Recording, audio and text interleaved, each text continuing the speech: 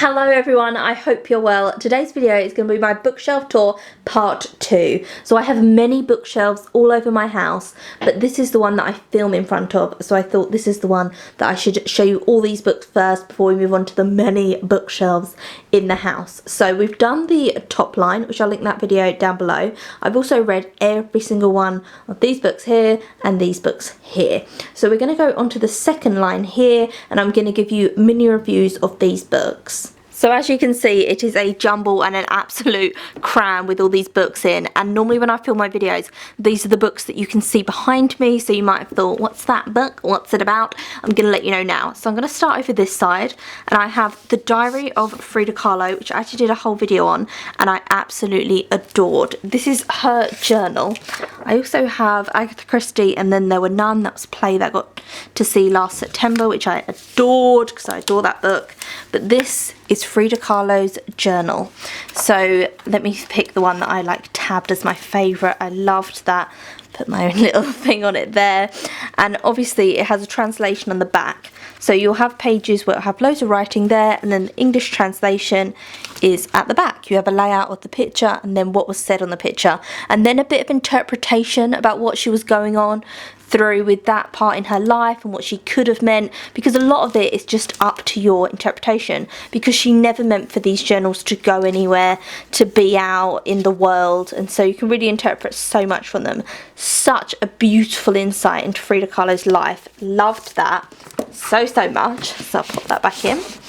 And Then There Were None. If you haven't seen that play, it is so good. And the Agatha Christie book of that I haven't actually read, but I have seen the play like several times, bizarrely. I then have a V.C. Andrews, she's a very successful author. This is the only book of hers that I have read. It is The End of the Rainbow, and it follows a teenage girl. And in the book, she gets sexually assaulted, and it's about how she deals with that. And it's just such a good book. It is so well written. And I didn't have massive high hopes for it, but I thought it was amazing. This is one of my favourite books of the year. This is Speak No Evil, and this is about a boy who he has been brought up in America, but his parents are Nigerian, and he is gay, and his parents find out that he is gay, and they take him back to Nigeria, and they're kind of trying to convert him into not being gay by using religion. It's just such a good book. There's so many other themes within this, but I really don't want to spoil it. Also, absolutely gorgeous cover. Really moving book. I cried in this book. I thought it was gorgeous. Oh, then have one for Christmas. How the Grinch Stole Christmas. Lovely book. If you haven't read it, then I'd recommend. There we go. It's red and black and browns, and yeah, it's a really good book. I really like it. I love the end picture as well. I love the end papers there. Stunning. But I like when they're all holding hands there. And they're singing in the red and black.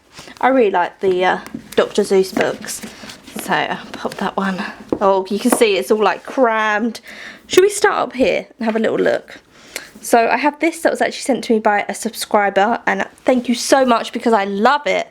It is Fun Home, a family tragicomic by Alison Bechdel. And it is about Alison's relationship with her dad, and it is in blue and black, and it is just such a good book. Also, if you're really into reading, which you probably are because you're watching this video, then there's so many books referenced in this. I would recommend that graphic novel so much. I then have Ali Smith, The Accidental, and this is about a family go on holiday, and then this strange woman just kind of comes into their family, into their life a bit. I said when I finished this, I was like, I'm not sure if I really liked it, but I loved the writing style. Like, I loved the way Ali Smith writes. Just absolutely stunning, very unusual, very good. But I'm not sure if I loved the book, to be honest with you. But I definitely need to read more Ali Smith. Give me recommendations. I have Dawn O. Porter's Paper Aeroplanes, which is a really nice YA book. Oh my god, look at that. It's been bleached by the sun. Oh my god, I'm aging. It was this like vibrant pink colour. And it's been, oh, I hate that. It makes me feel old. Anyway, I then have 3 Tracy Chevaliers, which I spoke about Chevaliers so much on the channel. My favourite Chevalier is Girl with a Pearl Earring. Absolutely adore it. It's historical fiction, and it normally centres around one female character, all her books. The Virgin Blue, absolutely adored it. Fallen Angels, really liked that as well. But my favourite is still Girl with the Pearl Earring. If you're into historical fiction or historical women, then Tracy Chevalier is definitely for you, because I am very interested in Anne Boleyn, obviously, and Boudica, and just historical women and their place within the world. So it really appeals to me. Heat by Sally Emerson. I read this year and really liked this.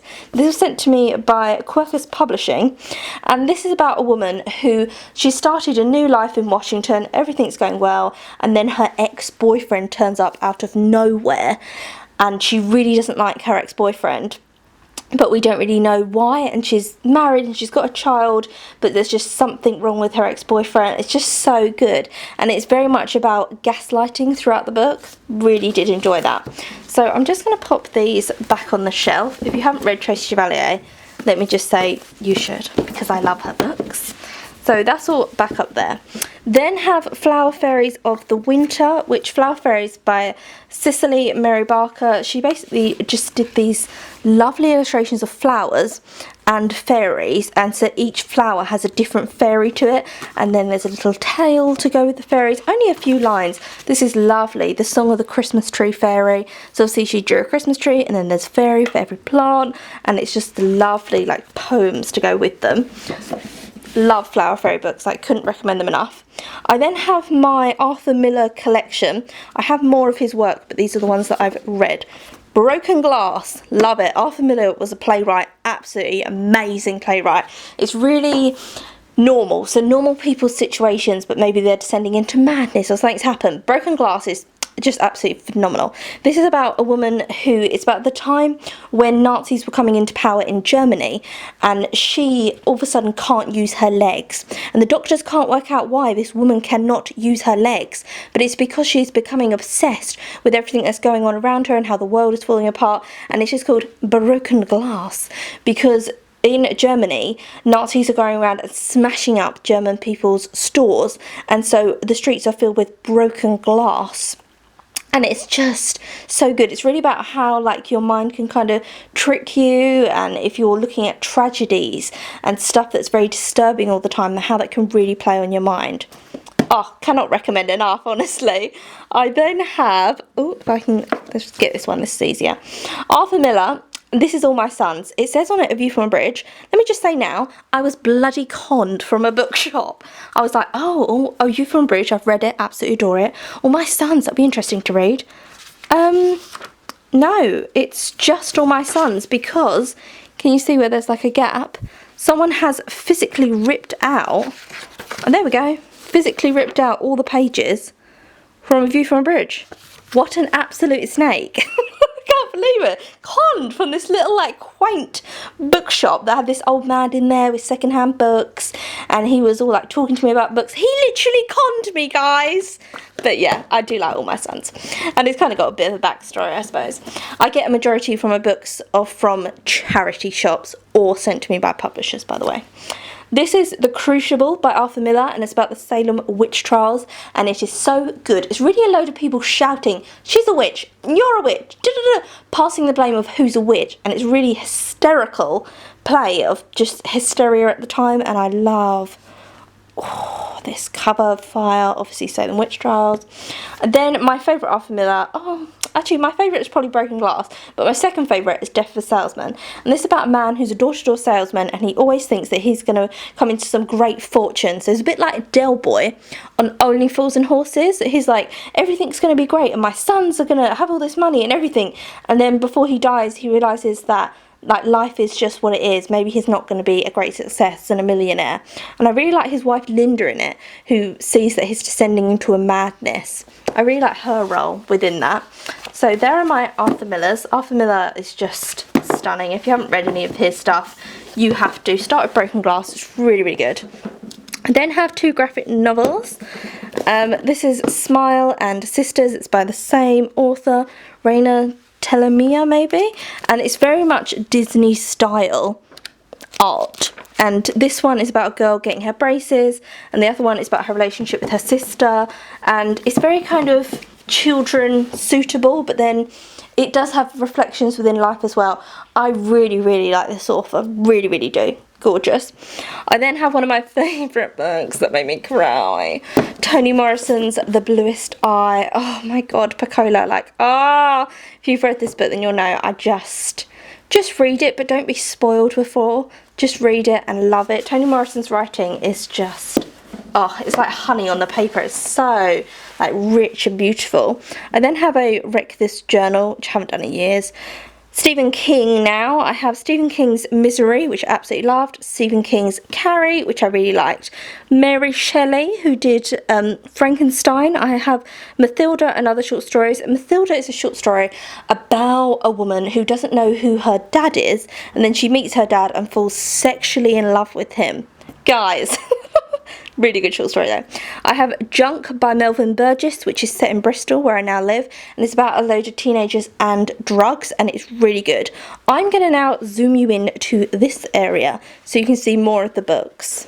I've just moved you a little bit closer so I can show you these. So we have a load crammed on top here, which we'll get to, but here is my favourite book of the bookshelf, and this is the Alice Walker. I have Alice Walker Living by the Word, which is my favourite short story collection. Let me get it out because it's just such a great book. Like, Alice Walker covers, they're not amazing. You don't really see people being like, oh, they're so good covers, but I really like the covers. Living by the Word.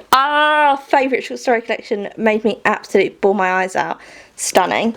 And then my favourite poetry collection is Alice Walker Revolutionary Petunias. Just stunning.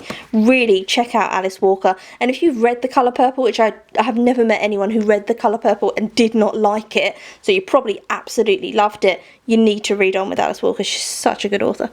We then have The Library of Unrequited Love, which is about a woman who, she's a librarian, and then someone who comes into the library, she kind of falls in love with them. We have Girl Interrupted by Susan Kaysen, which is one of my favourite books, and this is about a woman who goes into a mental hospital and the people who she meets in there. We have The Little Prince. I like that book. We have some Jodi Picoult, The 10th Circle, which I've spoken about so much on the channel, and Jodi Picoult, Change of Heart. I have some more Picoult that I've read, but you know there's like no rhyme and reason to my bookshelves. They are just crammed in anywhere. There is no kind of real like pattern of where things go. So let's carry along. Let's get some books out so you can see them a little bit better. We have Bernard Shaw's Pygmalion, which is a play, and it's the play that inspired My Fair Lady with Eliza Doolittle and all that. This play came first and inspired it all. Little Princess by Frances Hodgson Burnett, one of my all-time favourite books, and you can tell because it's all like I kept it in my bag, I couldn't like stop reading it, just such a good book. I then have The Prime of Miss Jean Brodie by Muriel Spark. Now please guys, don't kill me. I didn't love this book, but I really liked the writing. I just didn't like love that book. Sorry. I then have a vintage cookbook. This is Cooking the French Way. It's a really old book, but it has so many great French recipes in it. Often I Am Happy, which I've spoken about on the channel. Love that book. Truman Capote's Breakfast at Tiffany's, which I thought I'd love this because I love the Audrey Hepburn, but I just didn't really connect to it that much. I then have some Roald Dahl. I have Matilda and Charlie and Chocolate Factory, which I enjoyed both of them, but I really read Roald Dahl for Quentin Blake's drawings because he's my favourite illustrator, so I wasn't massively in love with them. The only Roald Dahl that I really love is James and the Giant Peach, which I think is absolutely gorgeous. I then have War Horse, one of my favourite all-time books. I'm now just going to glide you up. Let's do, there we go, like a little tour guide. We have some books here which I want to show you, which is we have Leave of Absence, great play, Boundaries, fantastic, The Reluctant Fundamentalist, one of my favourite books that I read this year, Dogs of Littlefield, don't even bother with it.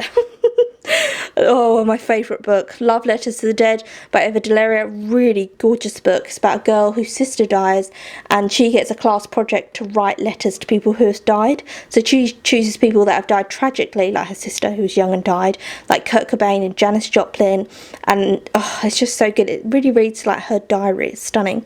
Annie on My Mind, this is by Nancy Garden. Really great book about two girls who fall in love. The Silent Wife by A.S. Harrison, great thriller if you're in the mood for a thriller. Persepolis by Marjane Satrapi, fantastic graphic novel. Marjane was born in Iran and her parents sent her off to Europe, and it's really about the troubles in Iran. And if you don't know a lot about Iran, definitely pick up this book. Susan Hill, The Woman in Black, one of my all-time favourite books. Really does read like a classic. I'm sure this came out in the 80s, but it reads like a Victorian Gothic classic novel. I'm going to end it here today because otherwise this video is going to get way too long. We obviously have loads more books on this shelf and the shelf down below, and I have 3 more other bookshelves to show you guys. But I'm going to end it here so this doesn't become too long. I hope you enjoyed this. If you have read any of these books, then let me know, and I'll see you again soon for another video.